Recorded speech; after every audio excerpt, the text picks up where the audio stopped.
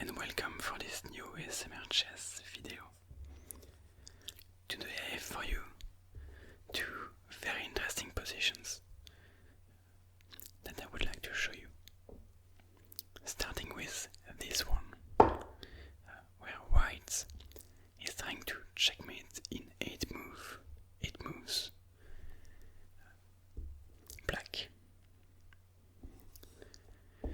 If you would like to pause the video and have a look at it for yourself, feel free to do so. And the first thing that we can notice is that black is very cramped right now. The king has no moves, the pawn have no moves, because they go this way. You are watching this from the white's perspective. If this bishop moves, you have rook takes g1 checkmate. And if this bishop moves, you have rook takes h2 checkmate, because the knight is covering this square. So it's not that simple for while black is in E. It looks simple at first glance to checkmate, but it's not that simple. Because if we allow, for example, black to play, if it was black to play, black could just sacrifice the bishop and promote to a queen, and they would save the draw. Because even if you have knight back to f2 and you're going to win the queen back, for example, you have, I don't know, king over here, rook takes, queen takes, knight takes. Well, in this, that's not the right order of moves, but you get the idea that you cannot allow black to promote, because if black promotes, they would be able to salvage the draw. So for that there is only one move, and it's king to g8. I know, the only move that makes sense for white is bishop to c4. Any other moves, any other of the two bishop moves would result in a checkmate in one. So we check black, white, and we force the king to f8, bishop back, and now we have king to e8, bishop b5, and king to d8, bishop to f1, and maybe you get the idea now that you're just going back to c8, because after bishop e6 check, king b, b8, and bishop back, you have king to a8, and it's now a zugzwang. There are no more moves that black can do that does not result in a checkmate in one. Any moves of this bishop, again, result in this checkmate, and any move of this bishop result in this checkmate. So there are no way to save the position, and white wins the game, which is a very, very nice position. Very cool idea of having the king running all over to the other side. Okay, now let's move on to our second position. I still need one bishop, and the king is on c1, white's king is on e2, then we have pawn on a2 and just one more bishop on c8.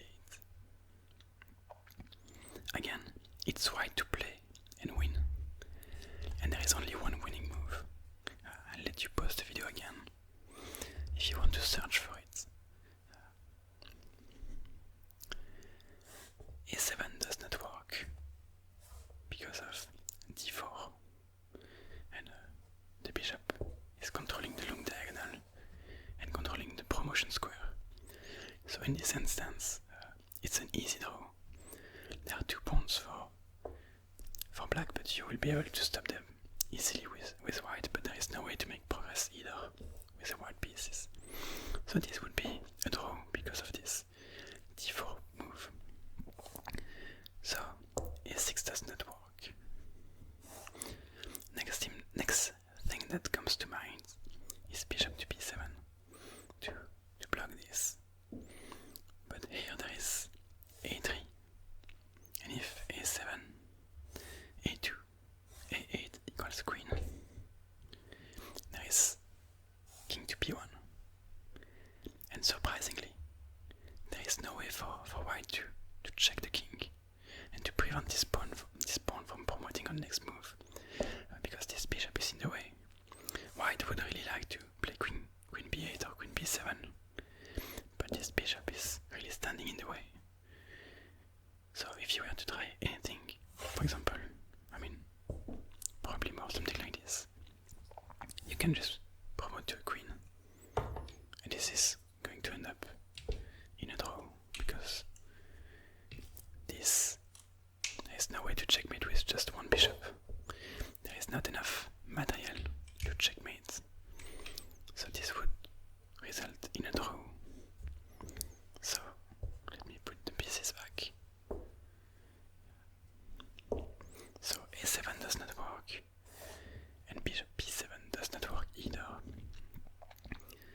So we are forced to find a solution against d4, because if black is able to place d4, they can stop us from promoting, and this would be an easy draw. So the only other idea to prevent that is king to f2, because if d4 you can just take the bishop, and now there is no longer this, and at the end of this line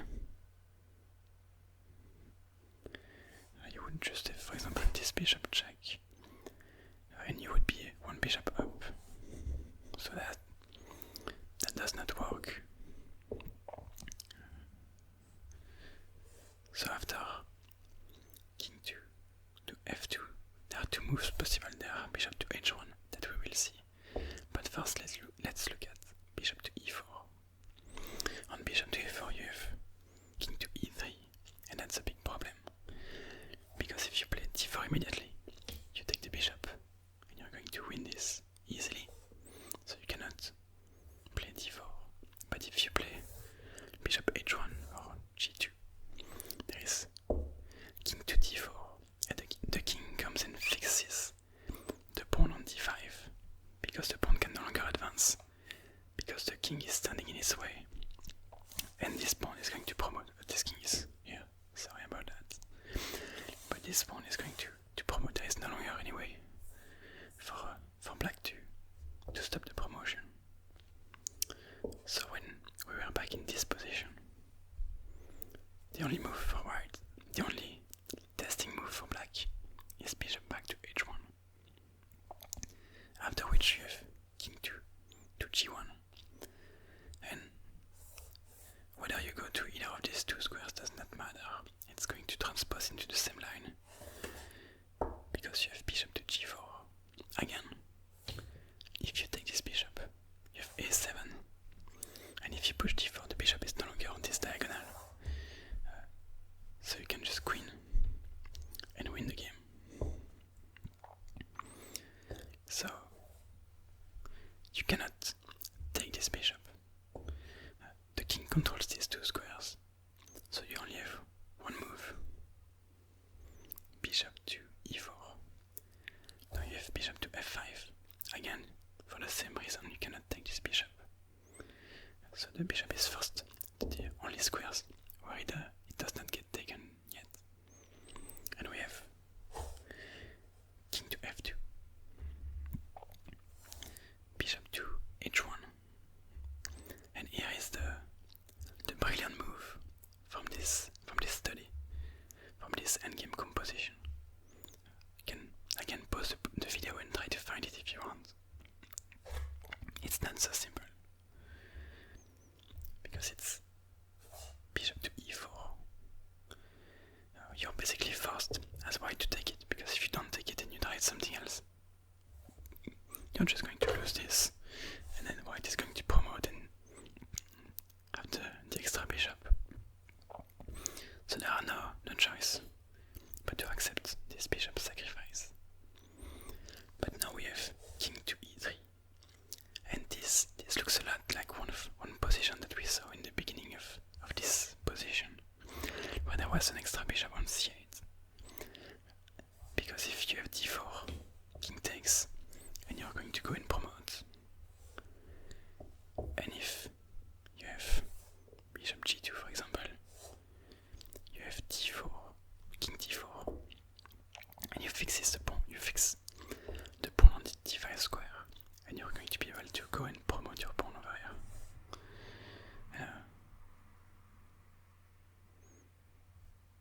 And there is nothing that you can do. If you try promoting, white promotes first, and if you try something like king to b3, this time you have king check, and if you go over here, you're blocking, can no longer advance and promote your pawn. Your king is stuck, and the white king can just come and checkmate black relatively easily. And if the king goes in the other direction, I can threaten to win the pawn, you need to come back and protect it.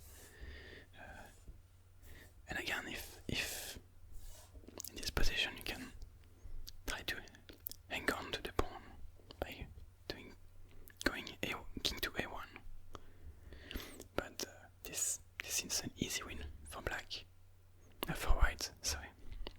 And if you move away, you just lose the pawn, and you're also going to lose the game. There is no way to save that. So I hope you enjoyed these two positions as much as I did. I have a lot of fun researching these kind of positions, looking at a lot of them, and trying to pick the ones that I think would be the most interesting for you to watch. If you have some suggestions of videos, kind of videos you would like to see, kind of positions that I could show you, don't hesitate to post something in the comments. Also, don't hesitate to subscribe to the channel to see more videos like this one. And on that note, I wish you a good day, a good evening, or a good night if you're watching this video from your bed. Bye bye.